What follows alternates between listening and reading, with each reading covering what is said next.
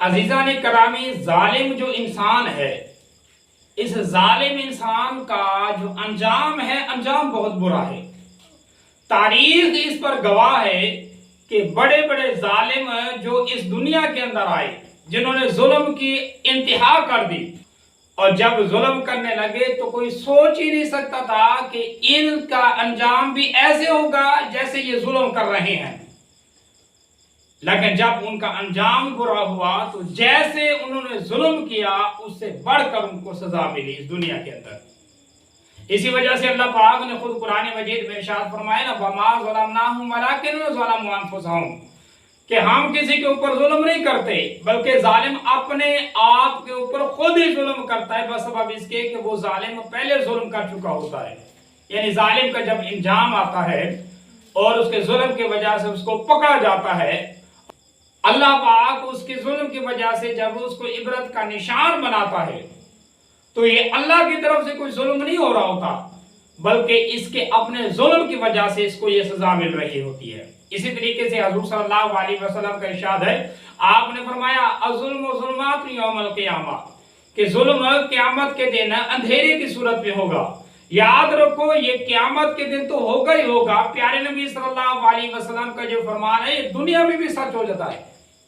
जुल्म जालिम जब जुल्म करता है तो उस वक्त भी उसके सामने अंधेरा ही होता है, उसको ना हक नजर आता है ना सच नजर आता है, उसके सामने उसके आंखों के ऊपर पर्दा ही रहता है। लेकिन जब जुल्म करता है और फिर अल्लाह की तरफ से जब पकड़ आती है तो भी उसके सामने अंधेरा ही होता है, उसको समझ नहीं आती कि ये आखिर इसके साथ हो क्या गया है।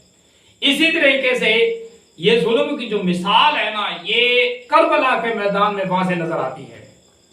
आप जरा देखें, सोचें तो सही कि करबला के मैदान में हजरत इमाम हुसैन रजी अल्लाह तआला अन्हु और आपके घर वालों के साथ क्या हुआ।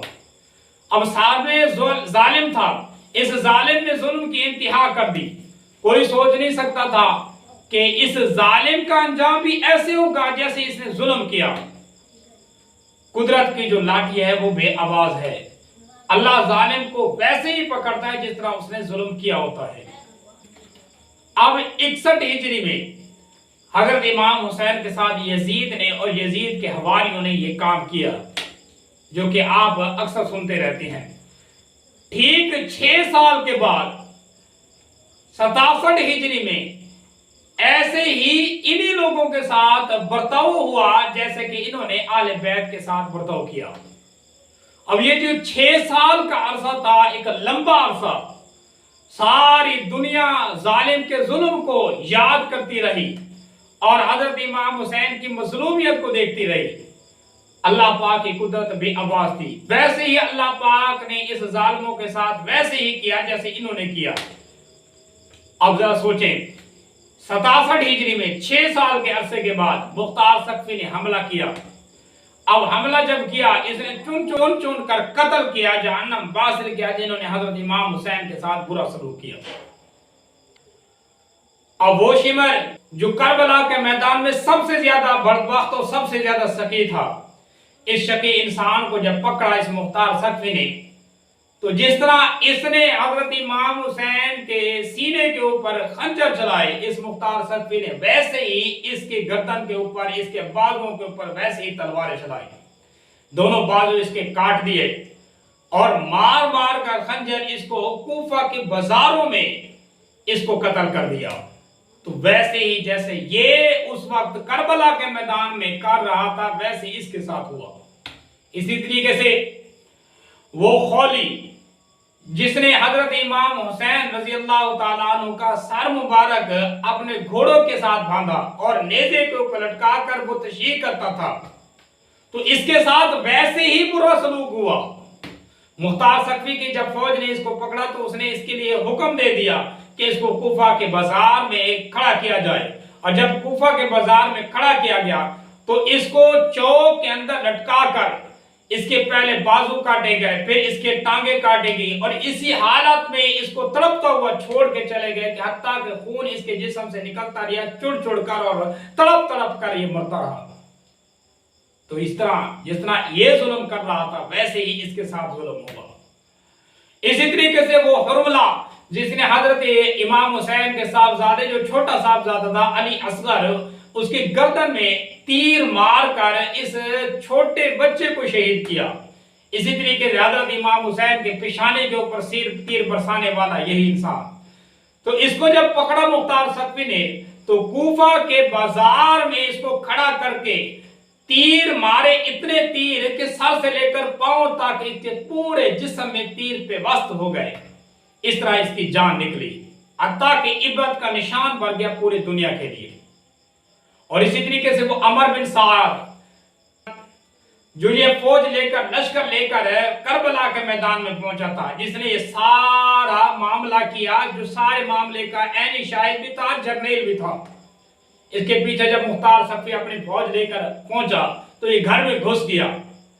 جب گھر میں گھسا تو اس کو گھر سے بڑا زبردستی پکڑ کر نکالا گیا، اور اس کا ایک بیٹا حفص تھا جو کربلا کے میدان میں یہ بھی باپ کے ساتھ برائی میں شریک تھا، اس کو بھی پکڑ کر جب گھسیٹ کے لے آیا گیا تو مختار سقفی نے پہلے آرڈر دیا کہ اس کی آنکھوں کے سامنے اس کے بیٹے کو ویسے ہی قتل کرو جس طرح اس نے امام حسین کے سامنے اس کے بیٹوں کو شہید کیا۔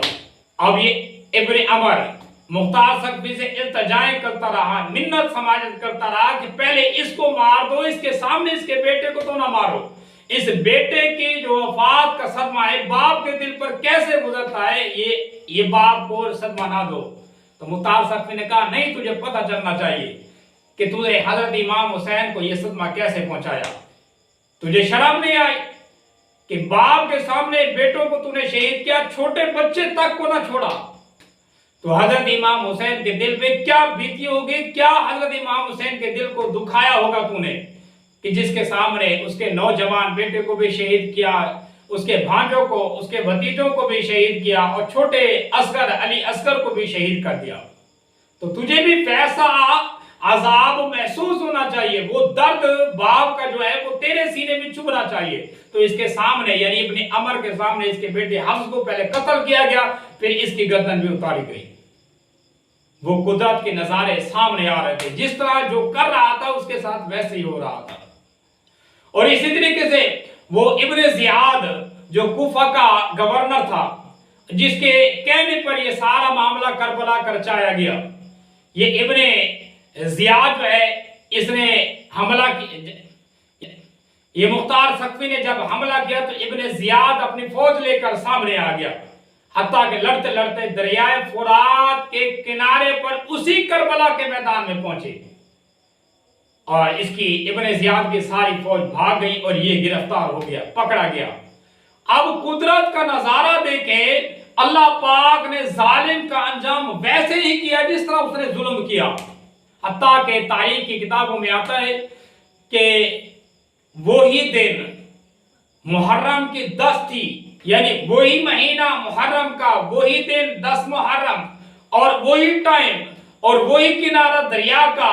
اب یہ ابن زیاد پکڑا گیا، اس کو زخمی کیا گیا، اور اس کو جب کربلا کے میدان میں اوندا لٹایا گیا تو یہ نظر بھال کر جب دیکھتا پانی کو جو دریا کے کنارے پہ نظر آتا، اور دریا ٹھاٹے مارتا ہوا چلتا ہو، اور یہ کہتا کہ پانی کا ایک گھونٹ تو پلا دو، لیکن اس کو کسی نے پانی نہ پلایا۔ مختار سقفی نے کہا تو ویسے ہی درد محسوس کر جیسے تو نے حضرت امام حسین کو دیا، امام حسین کے اوپر تو نے پانی بند کیا، تیرے اوپر بھی پانی حرام ہے، دنیا کا پانی بلکہ تو جہنم کا پانی پیے گا۔ تو اسی طریقے سے یعنی یہ دیکھو اللہ پاک کی قدرت کی علامتیں دیکھو کہ 61 ہجری میں اس ابن زیاد نے جیسے حضرت امام حسین کے ساتھ کیا، ویسے ہی 6 سال کا عرصہ اللہ پاک کی قدرت خاموش ہے، 6 سال کے بعد ویسے اس کے ساتھ بھی ہوا۔ اس نے پانی بند کیا، اس کا بھی پانی بند ہوا۔ اس نے کربلا کے میدان میں زخمی کیا امام حسین کو، اور تپتی ہوئے ریت کے اوپر لٹایا، اس کو بھی زخمی کر کے تپتی ہوئے ریت کے اوپر اوندا لٹا دیا گیا۔ اور اس نے حضرت امام حسین کے اوپر جیسے جیسے ظلم کیے، وہی دن وہی مہینہ وہی انداز، اس ابن زیاد کے ساتھ وہی ظلم ہوا۔ حتیٰ کہ یہ آنکھیں پھاڑ پھاڑ کے دیکھ رہا تھا، اس کا تن سے سر جدا کر دیا۔ جس طرح حضرت امام حسین کا تن سے سر جدا کر کے نیزے کے اوپر لگا کر یہ گھوڑوں کے اوپر چلاتے ہوئے چلے، اسی طریقے سے ابن زیاد کا بھی سر کاٹ کر نیزے کے اوپر لٹکا کر کوفہ کے بازاروں میں پھرایا گیا، اور اسی طریقے سے مختار سقفی کے سامنے لایا گیا۔ وہی محل، وہی جگہ، وہی تشت اور وہی ٹیبل جس کے اوپر حضرت امام حسین کا سر رکھا گیا تھا، وہی جگہ پر ابن زیاد کا بھی سر رکھا گیا۔ یہ ظالم کا انجام ہے۔ عزیزان کرامی، ظلم بولتا نہیں لیکن ظلم کی آواز ہوتی ہے۔ ظلم چیخ چیخ کر کہہ رہا ہوتا ہے کہ ظالم خبردار ہو جا، میں نے لوٹ کر تیرے پاس ویسے ہی آنا ہے جیسے تو نے ظلم کیا اس مظلوم کے اوپر۔ میں وہ گیند ہوں جس کو جتنی زور سے دیوار کے اوپر مارے گا ویسے ہی پلٹ کر تیرے پاس آئے گی۔ مظلوم کی دعا عرش کو ہلا دیتی ہے۔ اللہ پاک مظلوم بنائے، کبھی ظالم نہ بنائے۔